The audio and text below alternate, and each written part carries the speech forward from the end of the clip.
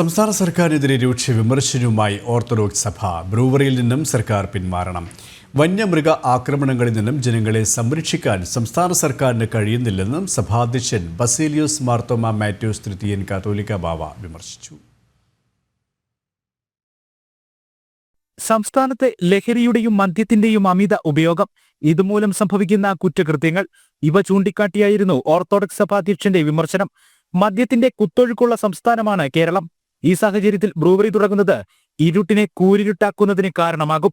ആശ്വാസ്യമായ കാര്യമല്ല ബ്രൂവറി എന്ന് അദ്ദേഹം വിമർശിച്ചു. മദ്യമയക്കുമരുന്നുകളുടെ ഉപയോഗം കൂടി മനുഷ്യർ തമ്മിൽ കൊന്നൊടുക്കുന്നതായ ഒരു കാലഘട്ടം. അതിനെതിരെ പ്രതികരിക്കുവാനായിട്ട്, അതിനെതിരെ ചെറുവിരൽ പോലും അനക്കുവാൻ സാധ്യമല്ലാത്ത സാഹചര്യത്തിൽ വീണ്ടും ബ്രൂവറി പോലെയുള്ളതായ മദ്യ ഒഴുക്കുകൾ ഉണ്ടാക്കുന്നതിന് ഗവൺമെൻറ് തയ്യാറാകുന്നത് ഇരുട്ടിനെ കൂരിരുട്ടാക്കുവാനുള്ളതായ ശ്രമമാണ്. അതൊരിക്കലും ആശാസ്യമായുള്ള ഒരു നടപടിയല്ല. അതിനെതിരെ ജനം പ്രതികരിക്കുന്നെങ്കിൽ അതിശയിക്കാനില്ല. ഈ സമൂഹത്തെ മദ്യമൊഴുക്കി നശിപ്പിക്കരുത്.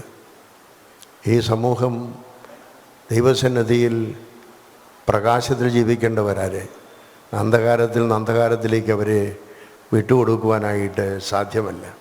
വന്യമൃഗാക്രമണത്തിലും സംസ്ഥാന സർക്കാരിന് സഭയുടെ വിമർശനം.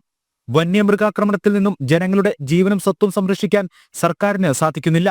വന്യമൃഗങ്ങളെ സംരക്ഷിക്കണം, പക്ഷെ മനുഷ്യനെയും സംരക്ഷിക്കണം. വന്യമൃഗങ്ങളുടെ ആക്രമണമില്ലാതെ മനുഷ്യനെ സംരക്ഷിക്കുവാൻ ബാധ്യത ഭരിക്കുന്ന ഒരു ഗവൺമെൻറ്റിനുണ്ട്. അത് നിർവഹിക്കാത്ത പക്ഷം സാധാരണ മനുഷ്യർ അതിനെതിരെ പ്രതികരിച്ചാൽ അവരെ കുറ്റപ്പെടുത്തേണ്ടതില്ല. മനുഷ്യർ പൊറുതിമുട്ടിയാണെന്ന് ജീവിക്കുന്നത്. 108ാമത് മാക്കാംകുന്ന് കൺവെൻഷനിലാണ് സഭാധ്യക്ഷൻ ബസേലിയസ് മാർത്തോമ മാത്യൂസ് തൃതീയൻ കത്തോലിക്ക ബാവ സമകാലിക വിഷയങ്ങളിൽ സംസ്ഥാന സർക്കാരിനെതിരെയുള്ള സഭയുടെ ആശങ്കയും എതിർപ്പും അറിയിച്ചത്. ബ്രൂവറി വിഷയത്തിൽ നേരത്തെ മാർത്തോമ സഭയും സർക്കാരിനെ വിമർശിച്ചിരുന്നു. ജനം, പത്തനംതിട്ട.